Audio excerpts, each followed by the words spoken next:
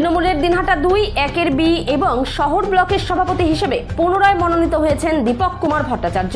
অনন্ত বর্মন ও বিশুধর পুনরায় সভাপতি মনোনীত হওয়ার পর তৃণমূলের এই নেতৃত্বরা বলেন, আগামী বিধানসভা নির্বাচনে দল এই কেন্দ্রে যাকেই প্রার্থী করুক তার জয় শুধু সময়ের অপেক্ষা।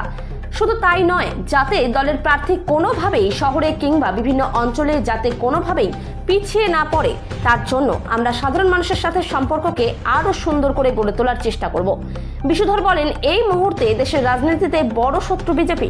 আগামী নির্বাচনে এই দলকে শুধু শূন্যে নয়, মহাশূন্যে পাঠাতে হবে।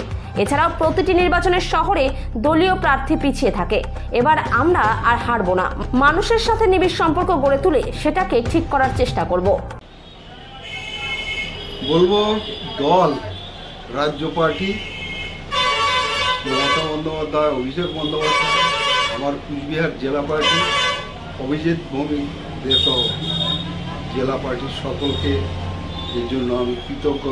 তাদের কাছে সর্বোপরি কৃতজ্ঞ আমি আমার বন্ধু নেতা, যার হাত দিয়ে আমার হাতে খড়ি রাজনীতির, তার প্রতি আমার কৃতজ্ঞতা থাকলো, শ্রদ্ধা থাকলো যে আবার বিবেচনা করেছেন যে আমাকে দিয়ে কাজ হবে। এই যে বিবেচনাটা করেছেন, ভেবেছেন, এর জন্য আমি দল এবং বিশেষ করে উদয়নগুলোর কাছে বিশেষভাবে কৃতজ্ঞ। চেষ্টা করব বিজেপি মূল শত্রু এই মুহূর্তে আমাদের পার্টির নয়, দেশের শত্রু বিজেপি, তাকে শূন্য নয়, একেবারে মহাশূন্যে পাঠানোর একটা ব্যবস্থা করতে হবে। অন্তত দিনহাটায় আমরা এটা করব। আর দিনহাটা শহর বারবার হার হার হার। আমরা এবার অলরেডি কালকেই আলাপ করেছি, এবার আমরা হারবো না। আমরা শহরের মানুষের সাথে একটা নিবিড় জনসংযোগ করে মানুষের মনে যে উদয়ন গুহর কাজ, উদয়ন গুহ দিনহাটায় কতটা জরুরি, এইটাকে বোঝানোর চেষ্টা করবো। আপনার মারধর নয়, গণ্ডগোল নয়, একেবারে মানুষকে বোঝাবো সত্যিকারের উদয়ন গুহর তার কাজ কর্ম। এটা আমরা পৌঁছে দিতে পারি না মানুষের কাছে, এবার পৌঁছে দেবো ঘরে ঘরে। এবং আমার বিশ্বাস আমরা দিনহাটার শহরে এবার জিতবো, রাজ্যে তো আমরা জিতবো।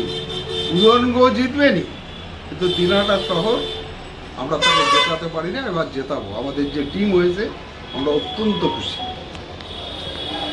বুথে বুথে গিয়ে বুথের বৈঠক করা, বুথের বৈঠক না, আরও ছোট করে খুলি বৈঠক করা।